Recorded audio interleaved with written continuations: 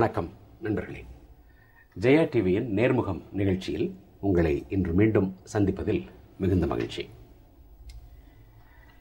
நடந்து முடிந்த நாடாளுமன்ற பொதுத் தேர்தல் இந்திய அரசியல் வரலாற்றில் ஒரு புதிய திருப்பத்தை ஏற்படுத்தியது. தேர்தல் முடிவுகள் என்பது முதன்முறையாக வளர்ச்சியை மையப்படுத்தி, இன்னும் தெளிவாக சொன்னால் பொருளாதார முடிவுகளை எடுக்கின்ற அரசாக இருக்க வேண்டும் என்பதற்காக பொருளாதாரத்தை மையப்படுத்தி முதன்முறையாக இந்திய வாக்காளர்கள் ஒரு அரசை தேர்ந்தெடுத்திருப்பதாக பலரும் கருதுகிறார்கள். காரணம், கடந்த 10 ஆண்டுகளில் இந்திய பொருளாதாரத்தில் ஒரு சராசரி இந்தியனுடைய வாழ்க்கையில் பெரிய மாறுதல்களை நடுவண் அரசின் முடிவுகள் பாதித்தன.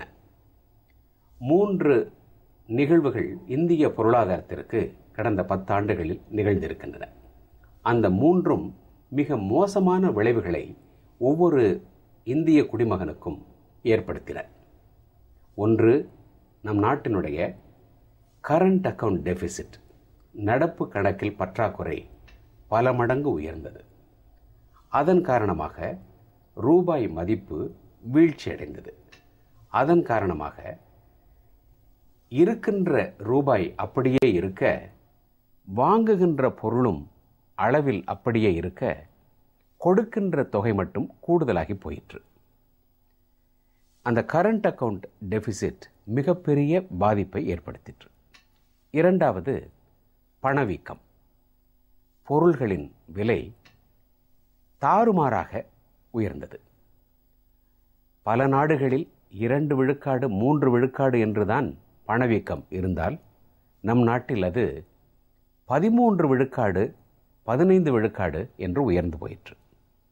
மூன்றாவது, உள்நாட்டு உற்பத்தி என்பது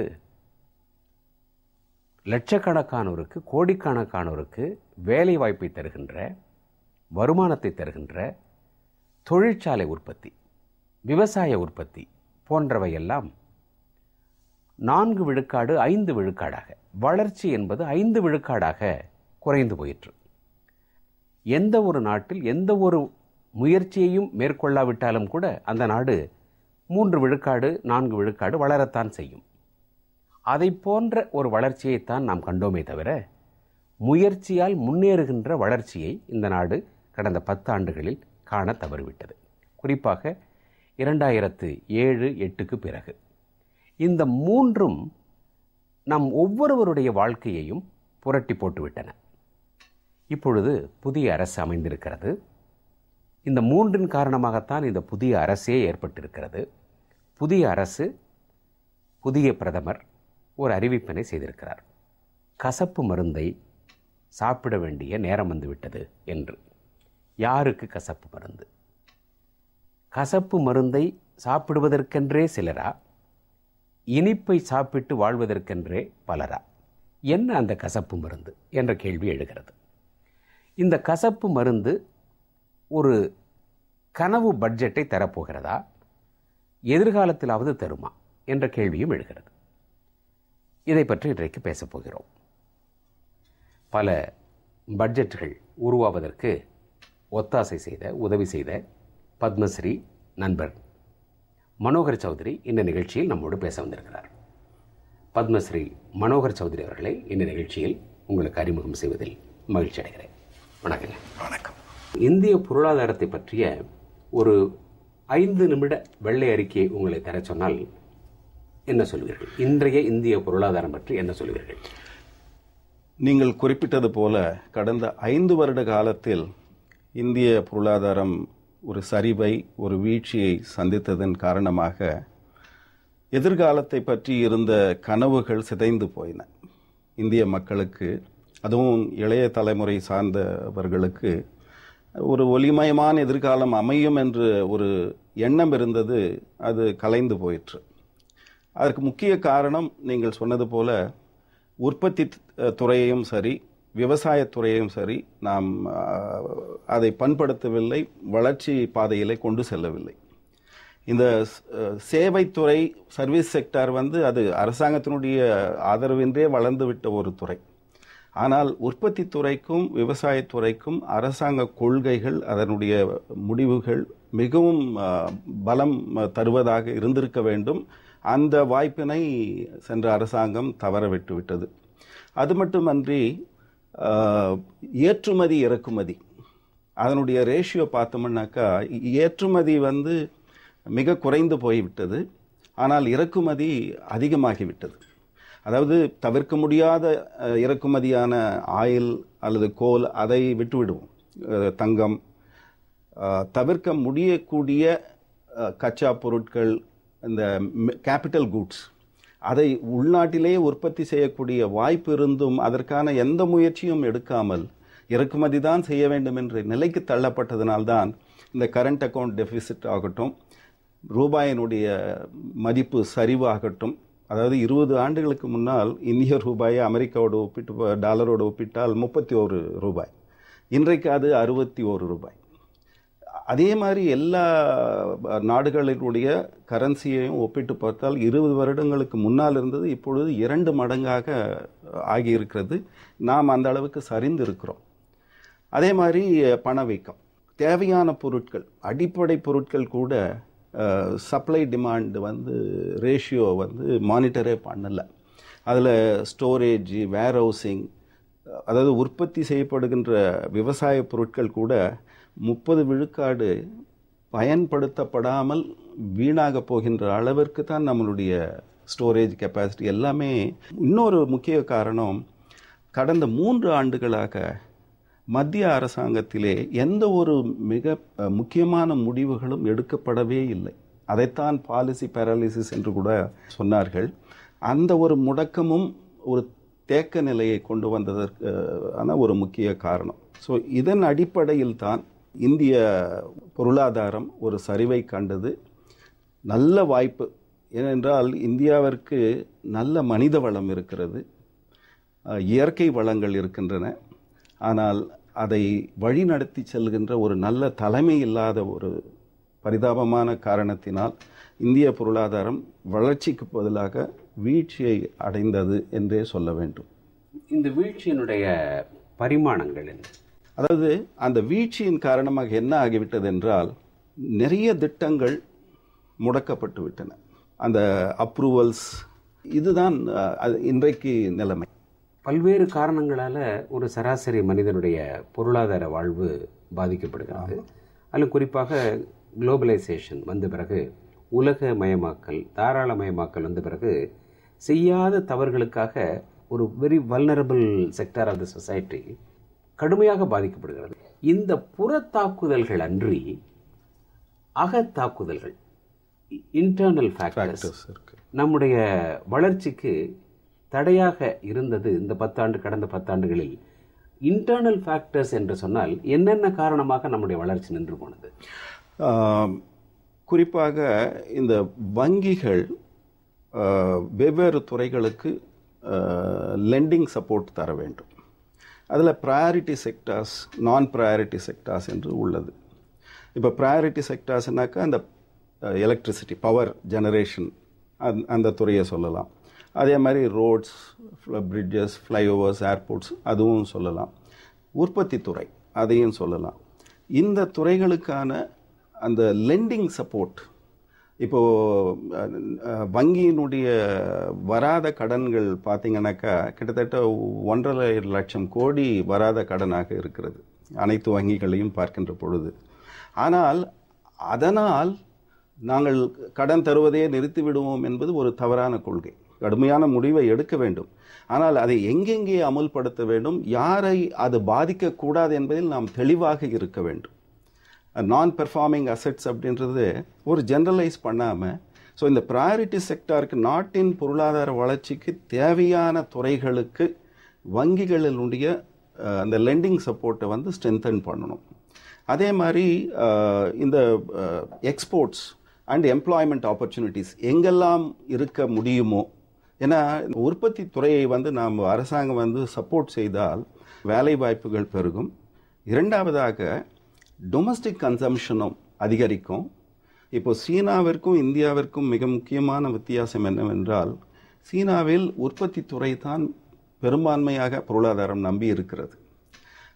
உற்பத்தி துறை பெருக பெருக அடிப்படை ஊழியர்கள், அந்த வேலை லேபரர்ஸ், மாஸ் லேபரர்ஸ் கிளாஸுக்கு பர்ச்சேஸ் பவர் பெருகுகின்றது, அவர்களுக்கு எம்பவர்மெண்ட் வருகிறது. ஆனால் சர்வீஸ் செக்டார் போகின்ற பொழுது க்ரீமி லேயர் ஆஃப் த சொசைட்டிக்கு தான் அந்த ப்ராஸ்பெரிட்டி, அந்த ஒரு வளர்ச்சி சென்று அடைகிறது.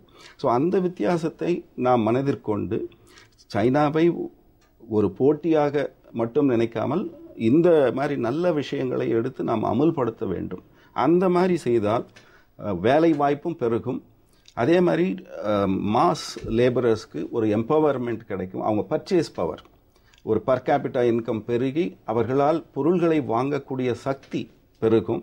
அப்படி பெருகுகின்ற பொழுது ஒரு சராசரி பணவீக்கம் இருந்தால் அவர்களுக்கு பாதிப்பு இருக்காது.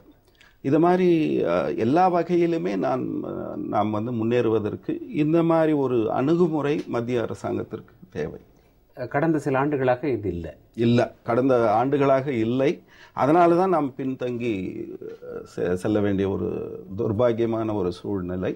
அதுவும் இல்லாமல் எக்கானமியில் இம்பார்ட்டன்ட் செக்டர்ஸ், அதாவது இந்த உற்பத்தி துறையை சொன்னோம், விவசாயத்துறையை சொன்னோம், இது இல்லாமல் ஹெல்த், ஆரோக்கியம், அதே மாதிரி எஜுகேஷன், கல்வித்துறை, இன்ஃப்ராஸ்ட்ரக்சர் அண்ட் டூரிசம், இந்த செக்மெண்ட்ஸ் எல்லாமே அந்த அளவுக்கு முக்கியத்துவம் தரப்படவில்லை.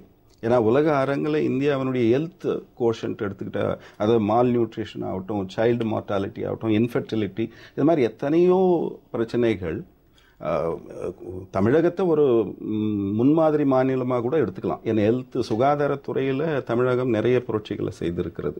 எல்லா மாநிலங்களையும் இந்த மாதிரி நடக்க வைப்பதற்கான ஒரு அணுகுமுறையை மத்திய அரசாங்கம் எடுக்க வேண்டும். இந்திய அளவில் நாடு முழுவதும். அதே மாதிரி கல்வித்துறையிலையும் நிறைய மாற்றங்கள். அடிப்படை மனிதனுக்கு, ஏன்னால் தேவையானவை உண்ண உணவு, உடுக்க உடை, இருக்க இடம், இந்த அடிப்படை தேவைகள். அதை குறிப்பாக சொல்லணும்னாக்கா தண்ணீர், மின்சாரம், இந்த துறைகளில் ஒரு சாதாரண சராசரி குடிமகனுக்கு பற்றாக்குறை இல்லாத வகையில் அவர்கள் இதை அனுபவிக்கக்கூடிய அளவிற்கு அவர்களுடைய வருமானத்தை பெருக்குகின்ற வகையில் கொள்கைகள் எடுக்கின்ற மனப்பக்குவம், அந்த ப்ரோஆக்டிவ் அப்ரோச் சென்ட்ரல் கவர்மெண்ட்டுக்கு வேணும். உண்ண உணவு, உடுக்க உடை, இருக்க இடம், இது வந்து stone age, France age, historic பீரியடில், ஏன்ஷியன் ஹிஸ்டரி பீரியடில் இவையெல்லாம் மனிதனுடைய அடிப்படை தேவையாக இருந்தது. இதை தாண்டிய அடுத்த கலாச்சார சிவிலைசேஷன் லெவலுக்கு மனிதன் வந்து விட்டான். அது வந்து இந்த மூன்றும் நிறைவடைந்த பிறகு மனிதனுடைய தேவை என்பது ஆரோக்கியமும் கல்வியுமாக ஆகிறது. அப்போ 3 பிளஸ் இந்த ஆரோக்கியமும் கல்வியும் என்றாகி விடுகிறது. இந்த ஆரோக்கியமும் கல்வியும் தரப்படுவதில் கூட இந்த நம் நாடு உலக நாடுகளோடு ஒப்பிட்டால் 200 பேர் இருந்தால் நம்ம 190வது ஆளை தான் இருக்கிறோம். இன்றைக்கு பிரதமர் சொல்லுகிறார், ஒரு கசப்பு மருந்தை சாப்பிடுகின்ற நேரம் வந்து விட்டது என்று. என்ன கசப்பு மருந்தை யார் சாப்பிட வேண்டும்? அதை மத்திய அரசு என்ன தரப்போகிறது?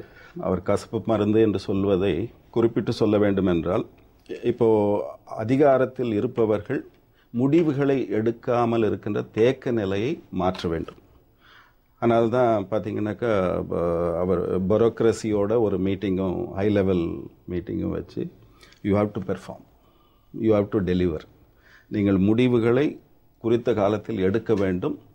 அதில் என்ன மெசேஜ்னாக்கா, அரசாங்கம் மக்களுடைய வரி பணத்தில் உங்களுக்கு சம்பளம் தருகிறது, அதை நீங்கள் வந்து யூ ஹாவ் டு டெலிவர்.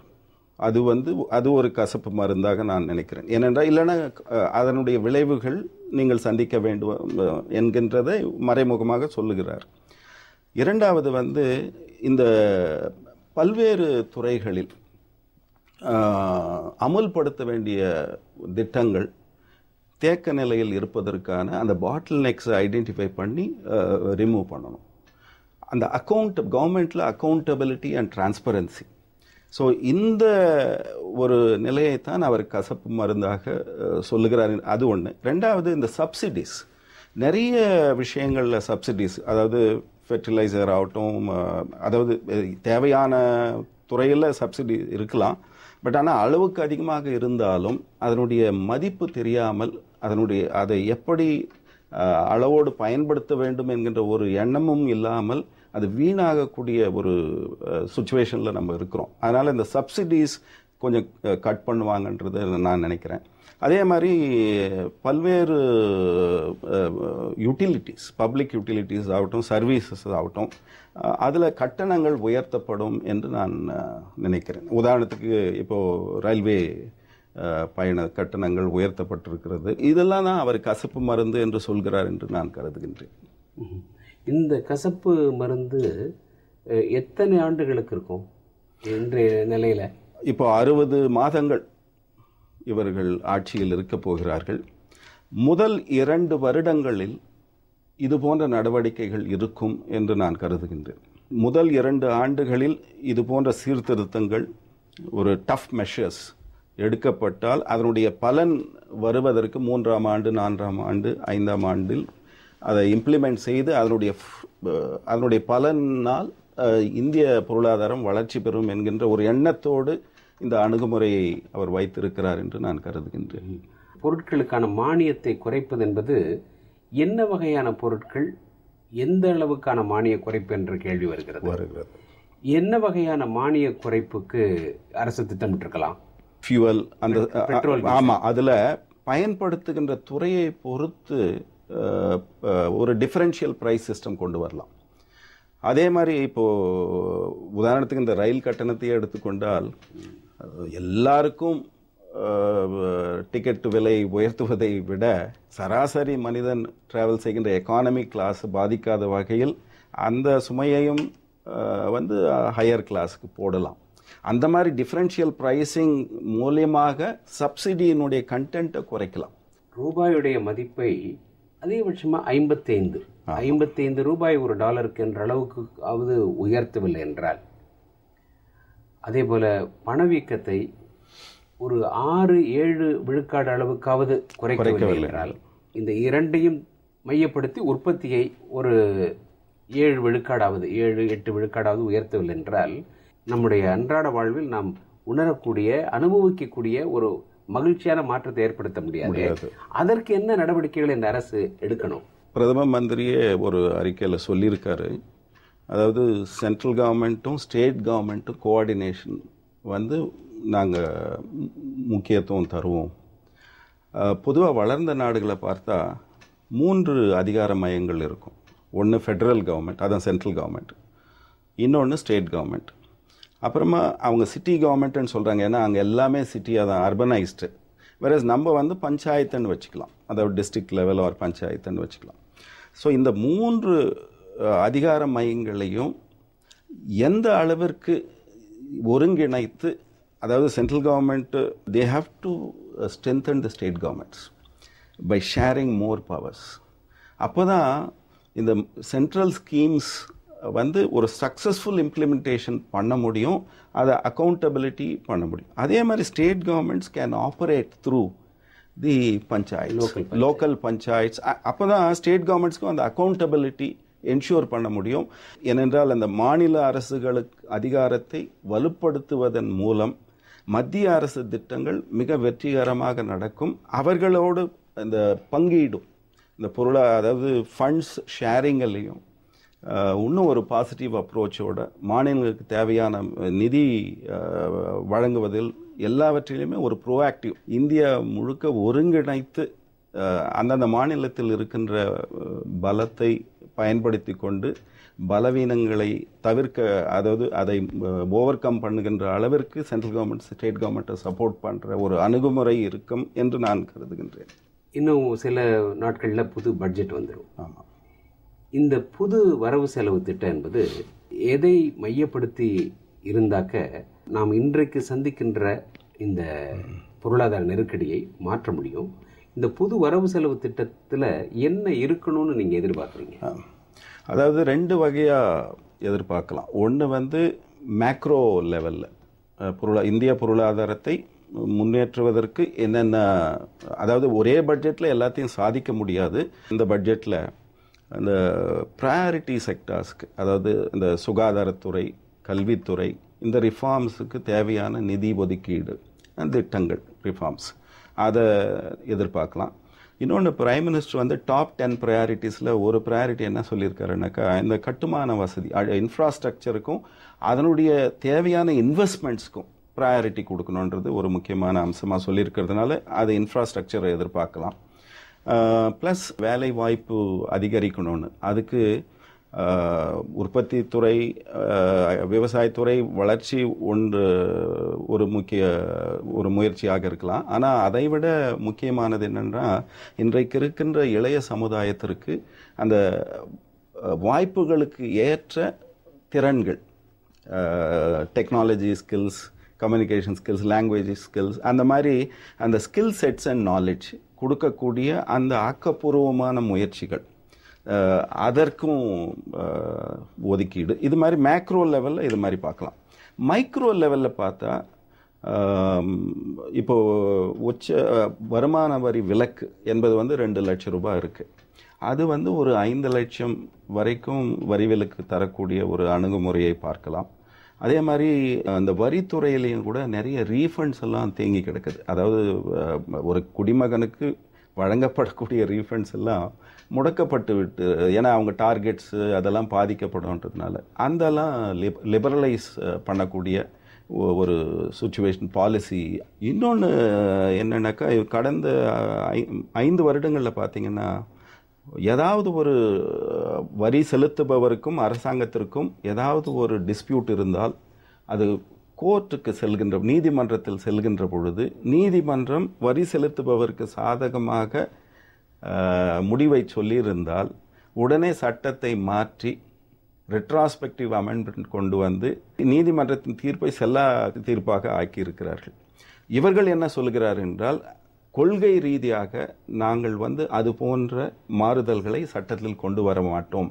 அது மட்டுமில்ல, இந்த சமீப காலத்தில் அவர்கள் செய்திருக்கிற இது போன்ற அமெண்ட்மெண்ட்ஸ் எல்லாம் நாங்கள் வந்து ரிவர்ஸ் பண்ணுவோம்.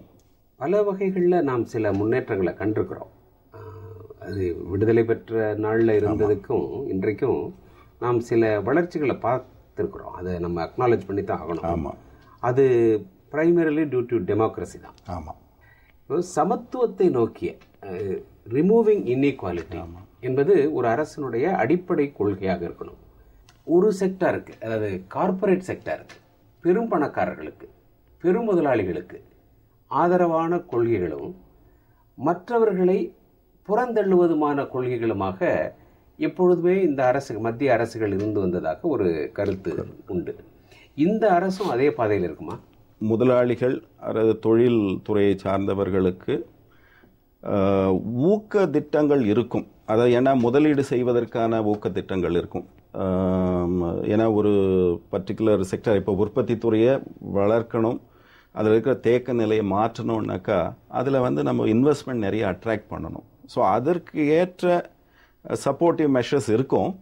பட் ஆனால் அதற்காக பாமர மக்களை, அதாவது நடுத்தர வர்க்கத்தை சார்ந்தவர்களை ஒதுக்குகின்ற மாதிரியும் ஒரு அணுகுமுறை இருக்காது என்று நினைக்கிறேன். அதனால தான் இன்னொரு ஒரு பாலிசி கொள்கை முறையை நாம் இந்த பட்ஜெட்டில் என்ன எதிர்பார்க்கலன்னாக்கா, இந்திய சமுதாயம் எப்பவுமே ஒரு சேமித்து வைக்கின்ற ஒரு மனப்பாங்கு உடைய சமுதாயம். அதாவது சம்பாதிக்கிற பணத்தில் 35% சேவிங் மென்டாலிட்டி இருக்குது. அது வந்து இப்போது 30% மாறி இருக்கிறது. அதை ப்ரொமோட் பண்ணக்கூடிய ஸ்கீம்ஸ் எல்லாம் வரும். இந்த discrimination between the haves and have nots அந்த அளவிற்கு இருக்கும் என்று தோன்றவில்லை. ஆனால் அந்த மத்திய அரசாங்கம் எடுக்கின்ற கொள்கைகள் மூலமாக ஒரு முக்கியமான ஒரு அப்ஜெக்டிவ் என்ன இருக்கணும்னாக்கா, இன்றைக்கு இருக்கின்ற ஒரு அவல நிலை வந்து ரிச் அண்ட் புவர், அந்த வைட் கேப் அதிகரிச்சிருச்சு இந்த கடந்த 5 வருடங்களில். அந்த இடைவெளியை குறைப்பதற்கான முயற்சிகளை இந்த அரசாங்கம் எடுக்க வேண்டும். புது பட்ஜெட்டுக்கு பிறகு தான் இது குறித்த ஒரு கிளாரிட்டி கிடைக்கும். உங்களை இன்று சந்தித்ததில் மகிழ்ச்சி. வணக்கம். மகிழ்ச்சி. நன்றி நண்பர்களே. மீண்டும் நேர்முகம் நிகழ்ச்சியில் சந்திப்போம். அதுவரை ஜெயா டிவியிலிருந்து நெஞ்சார்ந்த அன்பு, நன்றி, வணக்கம்.